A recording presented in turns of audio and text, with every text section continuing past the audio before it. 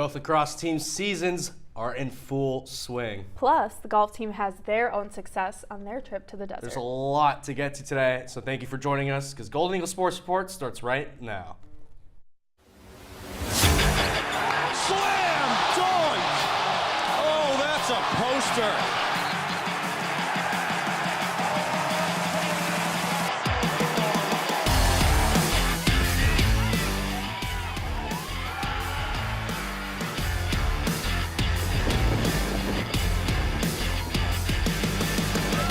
Live from the Jeannie Hayes Virtual Studio at Marquette University, this is Golden Eagle Sports Report. Good evening, everyone. I'm Adrian Fraga. And I'm Sophie Hannerhan. The women's lacrosse team welcomes the UC Davis Aggies to the Valley Fields for their final non-conference matchup. And Sophie, Marquette comes out firing. Yes, they do. The Golden Eagles open the game going on a 4-0 scoring run with 2 goals from Hannah Bodner and goals from Ella Motz and Julia Evans, her first in the blue and gold. Before the end of the quarter, the Aggies pull a goal back to cut Marquette lead to 3. And in the second, it's a goal-for-goal affair.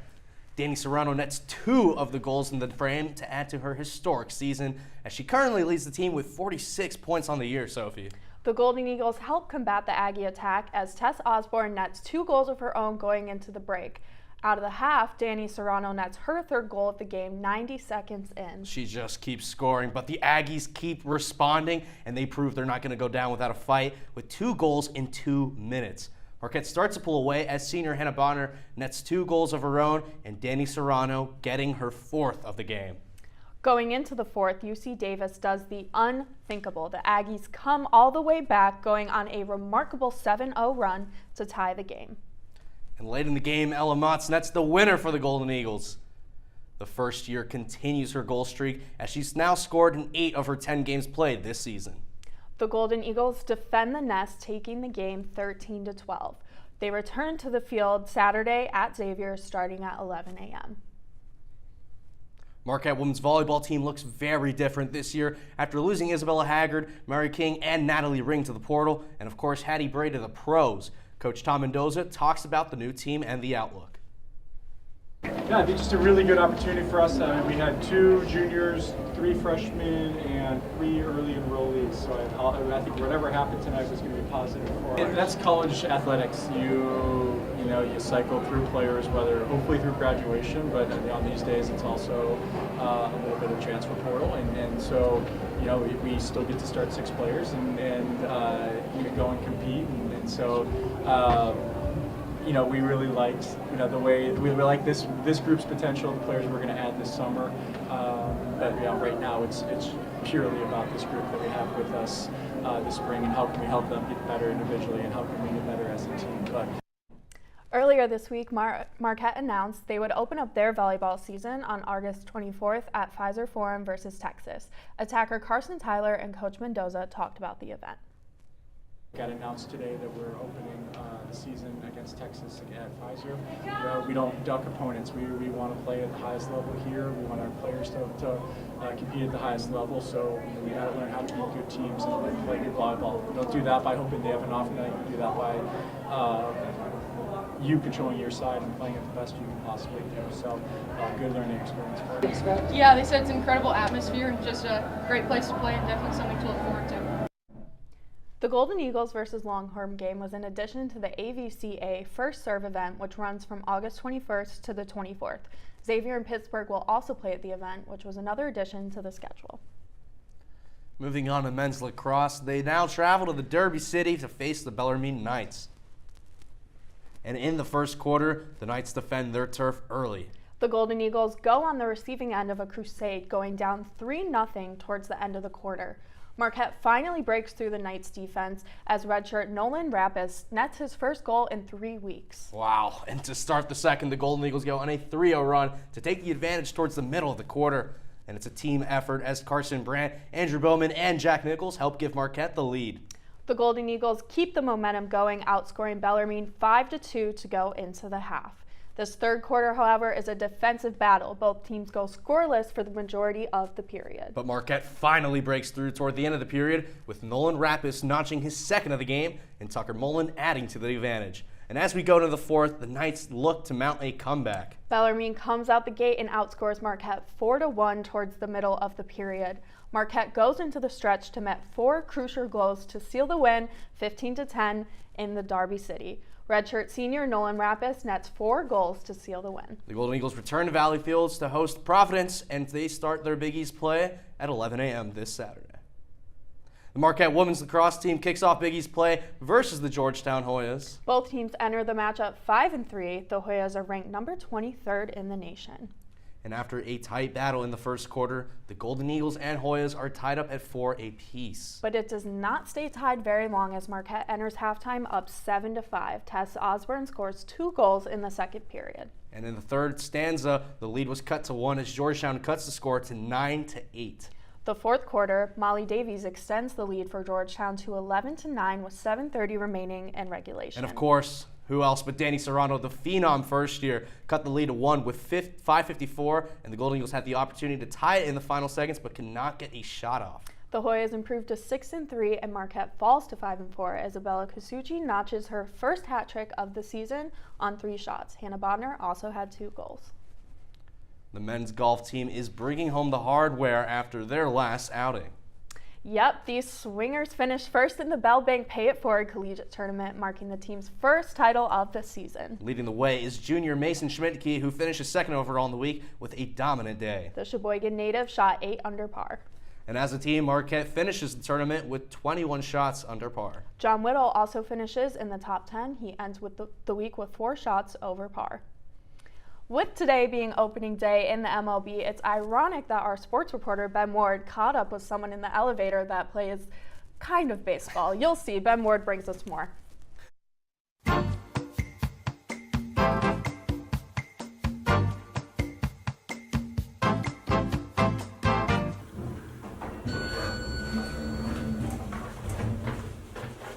go, man. How's it going? I'm good. How are you? I'm doing good. I'm good. Get a whiff of this guy, huh? Big wiffle guy? Yeah, I actually just got done playing in a game, an indoor baseball game. Indoor, is that a club here? Yeah, actually it is. So basically every Friday, me and some guys in the club, there's 4 teams, go to the rec center every Friday and we play. It's 9-on-9, we use a pickleball, and it's a lot of fun. You know, it's awesome. A lot of fun. Good times. That's awesome, yeah. So why are you holding a pickleball and a wiffle ball? I'm so glad that you asked, my friend. So basically, we have a pickleball, we have a wiffle ball, 2 different balls. You might think they're pretty similar, right? Yeah. Wrong. No, don't even talk anymore. Basically, the pickleball and the wiffle ball could not be more different. The pickleball, you throw it straight, it's easy, it's simple, great for beginners, but we're not worrying about that today because this is the real crown jewel, the wiffle ball. Basically, are you interested in some science about the wiffle ball? Right ahead. Okay, so I would love to explain. So basically, you grab the wiffle ball, you paper, concrete, knife, bricks on a wall, really any time that you throw it, it's going to move the opposite way the hole. So for example, and slide just like that. And so, would you like to hold it for a second? Actually, when was the last time that you washed your hands? Cool. No, hands are probably dirty, so let's just hold off. You got to have clean hands to hold a wiffle ball. But basically, it's really fun to throw, to play in the backyard. But me personally, I don't play in the backyard. I'm a big leader, and we take it really, really seriously. But the science of the wiffle ball, it's beautiful, it's magnifying, and it's promiscuous, one could say. Are you interested in hearing about my journey and history? No, it's fine. You're totally good. Yeah, that was a great explanation. I had no idea about the science. Oh, well, awesome. I'm so happy that I could deliver it. Yeah. It's awesome. Yeah, well, that must mean you're good, right? I'm pretty good. I'm pretty good. When I pitch, I had 21 strikeouts today, and the people don't really get on base when I pitch. Yeah. Oh, nice base. You're not all about that base. No. I'll give you nuts for that one. Thank you. Maybe not. That's Megan Trainor. That's a good one. Come on, that was a good one. It's Megan Trainor. Yeah, I appreciate it. Hey, you got that, bro. You got that. Yeah. Well, you're not a one-hit wonder either. Floor 3, please. Oh, 4-3. Sorry, I was completely. Sorry about that. Yeah. Nice to meet you. Have a good one. Have a good one, man.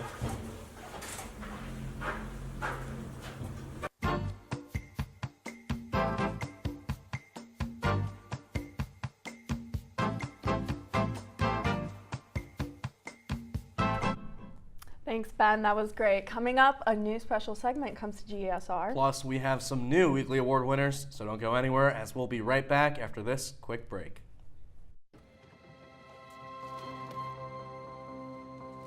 The impact of a meal goes well beyond feeding our bodies.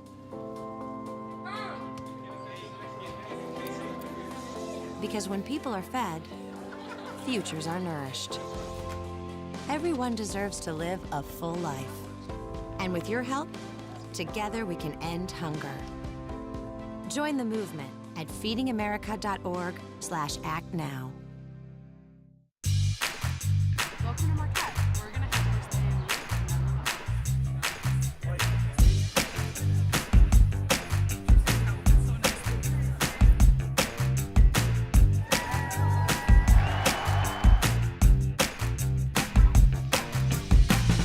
Welcome to Marquette. When you arrive ready for something good, you'll leave connected to something greater. Marquette University.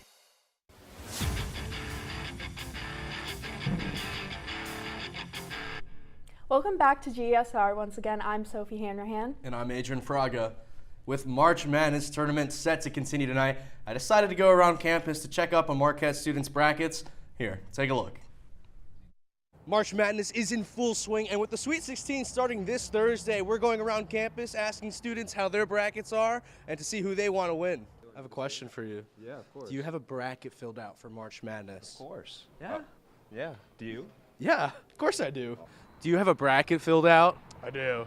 Who do you have winning this year? Arizona. Arizona, okay. We're go Zona. Wildcats all day. Arizona. Zona. I got the Cats going. Test your ball knowledge. Nothing's being tested. Who do you have winning in March Madness? I have Nebraska winning. Nebraska. Yeah, they're doing really good, actually. They're doing good, but I know. you know that this is like the first time they've ever won in March, right? I know. I'm feeling really confident in them. I just have a lot of faith. Please, tell me about your bracket. So I'm currently in third place right now. I was in first, but Madison threw me off, so I'm a little sour, but I think a comeback is in my future. You know, I had one that couple first round, it was like top 95. I think it's 42% right now. So. 42%. So not doing great. Who do you have winning this year? Duke. Duke, you're the first person we talked to that said Duke. For real? Do you believe in Cameron Boozer? Oh, not really. Do you have a bracket filled out? I do. Who do you have winning? Michigan State. I have Michigan State. Michigan State. Yeah,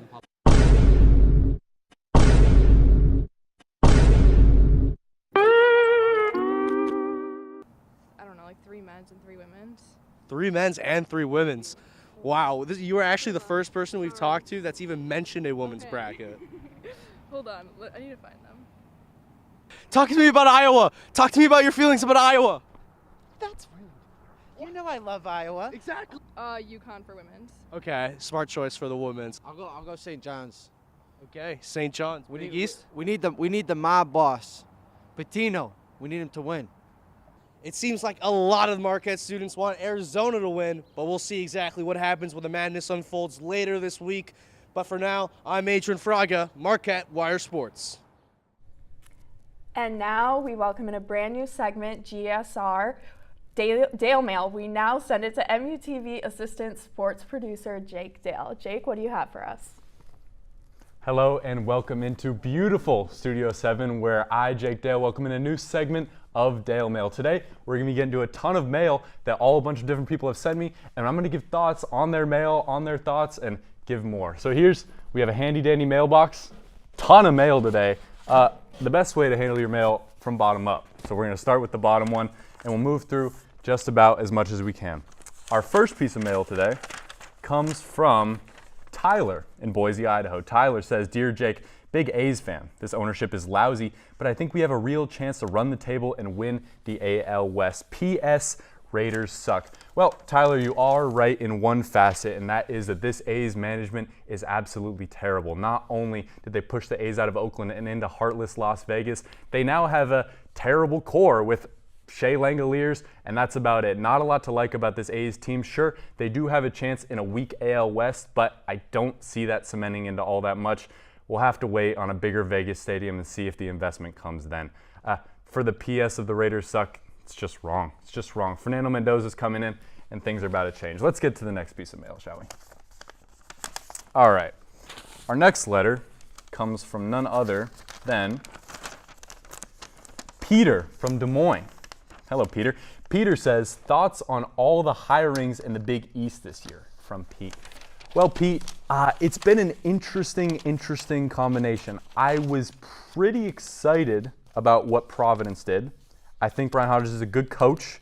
I think he runs a run and gun style of basketball that he did at USF. He had some odd comments in that presser. Yeah, you can go look them up yourself. Very odd, Pete. But I will say Butler's hire was even more curious. I know I've talked with people in that community how they wanted Thad Matta. You know, they didn't have enough money to get anyone else. So they got a Brad Stevens player. You know, you might have wanted Brad Stevens. You might have wanted one of these big major coaches. But the reality is with Butler's financial situation, you're just not a big program right now. So sorry, Pete. Brighter days for the Big East, hopefully, with Kevin Willard and co. Building big things. Maybe Shaka Smart will have a Big East contender in the future. Let's get to the next letter. This one is from Raymond E. in Atlanta, Georgia.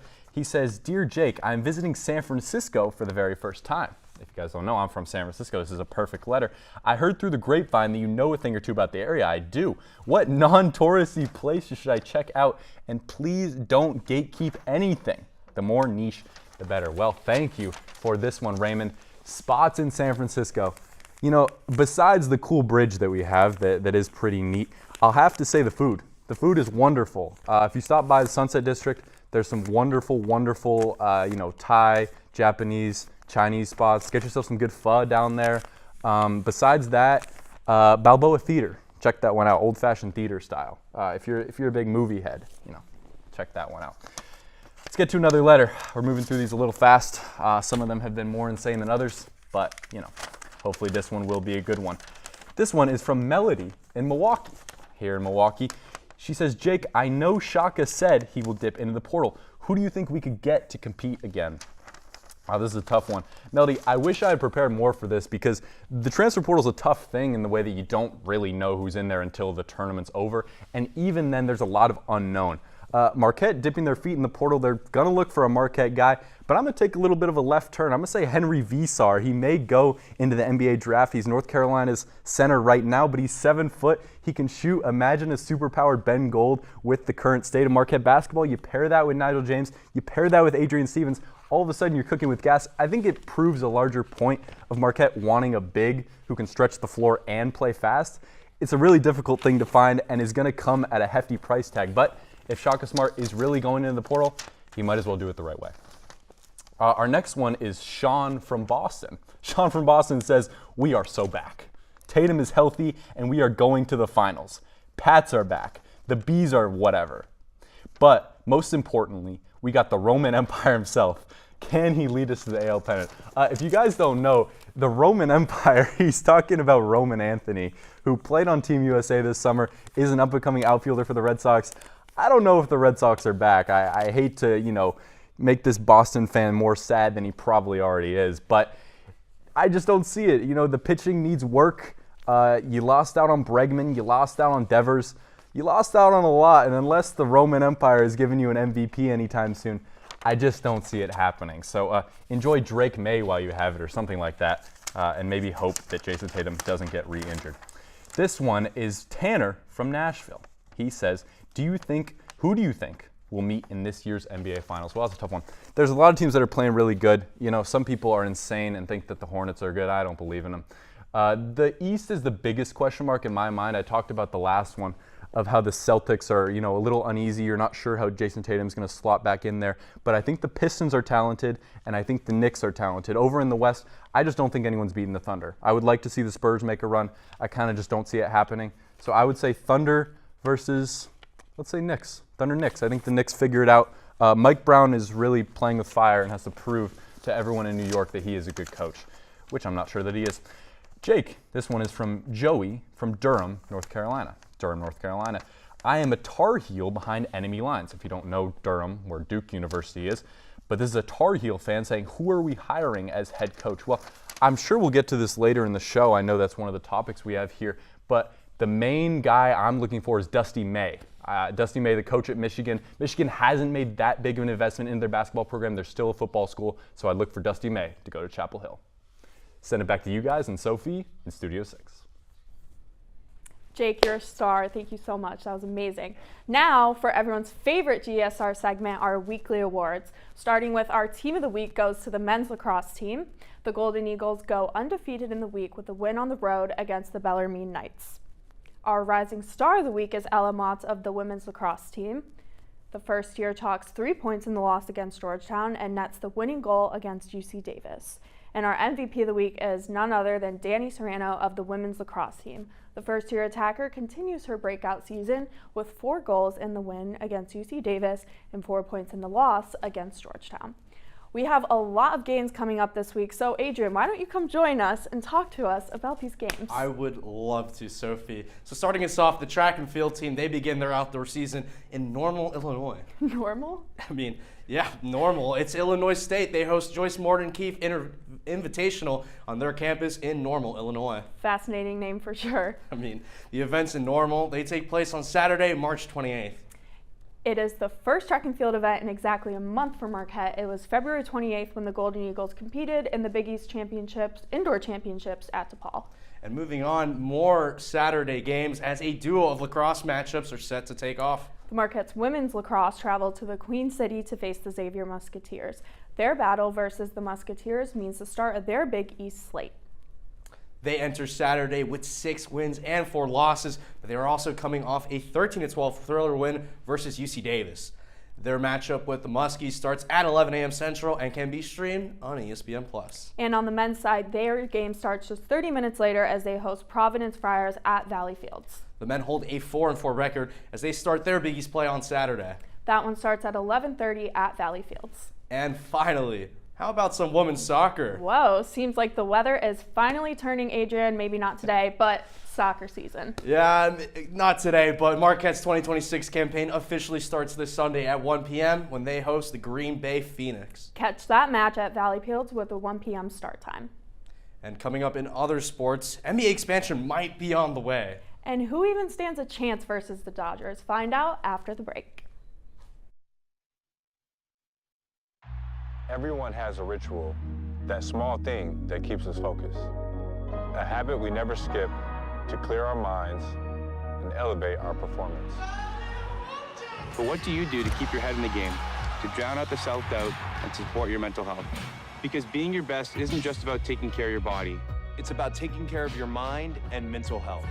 Discover the resources you need to keep your mind focused and your mental health a priority. Your life sounds pretty great. Don't let a buzz ruin it. Buzz driving is drunk driving.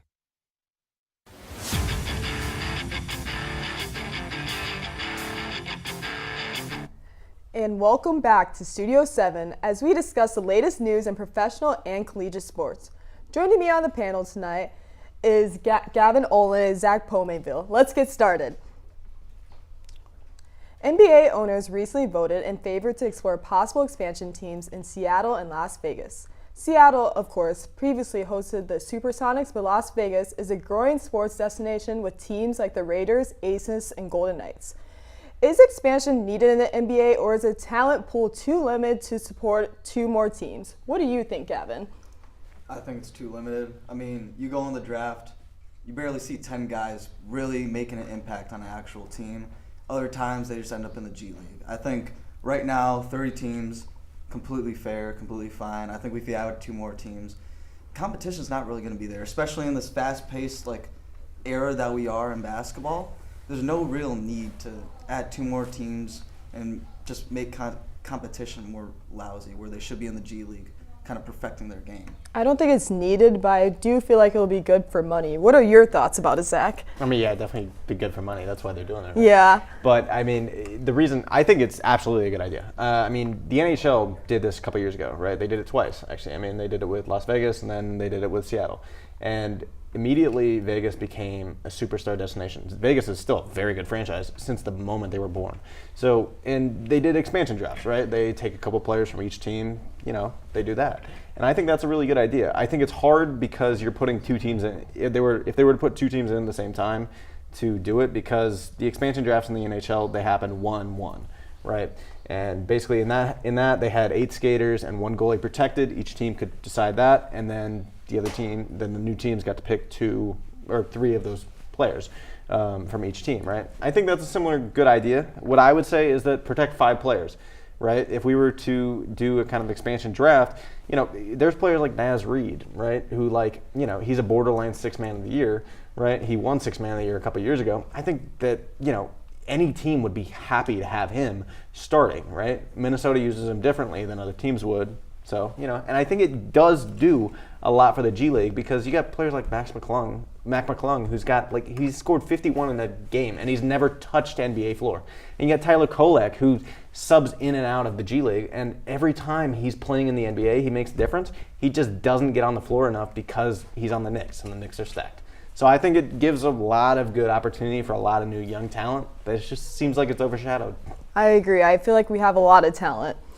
So Hubbard Davis has been relieved of his duties as head coach for North Carolina basketball, with UNC being one of the biggest brands in college basketball. Who will step up and take the reins in Chapel Hill? What are your thoughts, Zach? Oh, I'm going to go with Sean Miller, right? He is currently the coach of Texas. Texas is in the Sweet 16. They're looking really good right now. Last time I checked, they're at halftime. They're only down 4 to number 2 Purdue, right?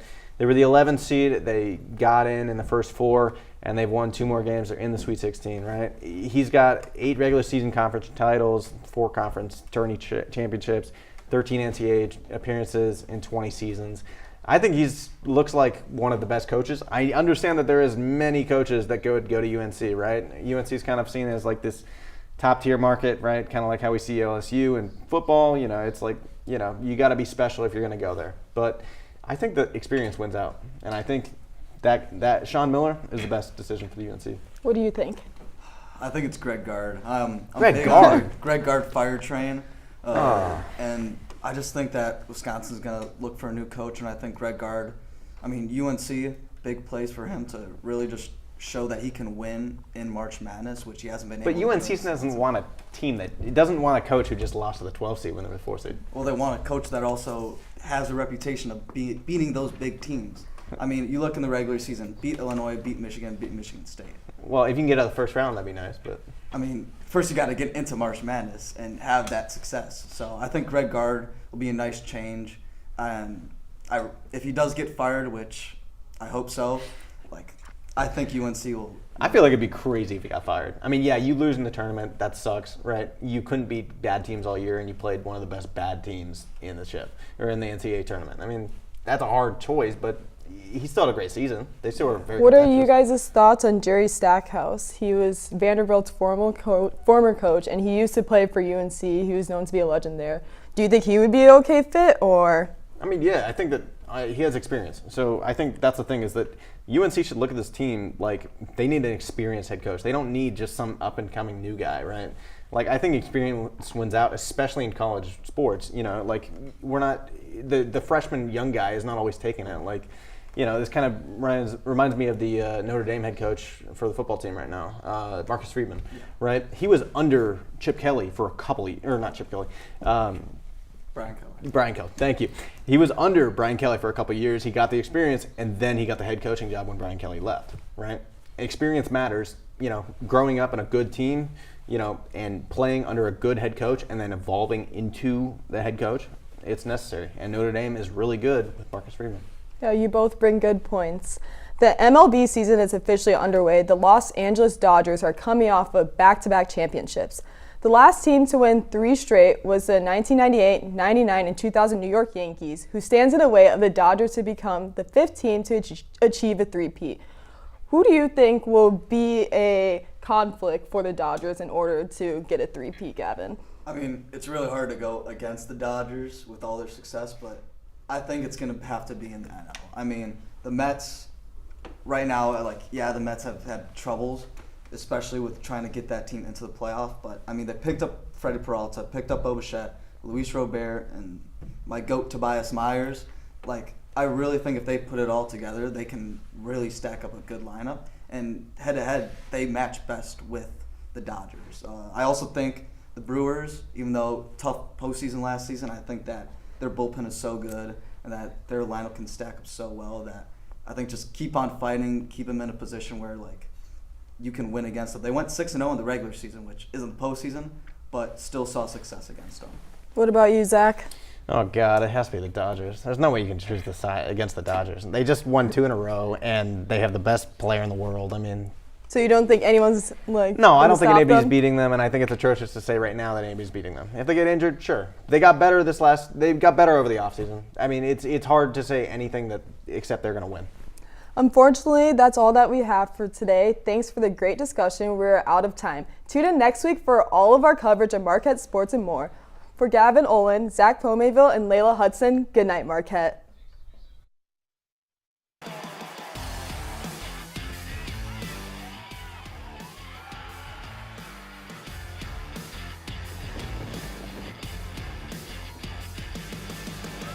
Live from the Jeannie Hayes Virtual Studio at Marquette University, this is Golden Eagle Sports Report.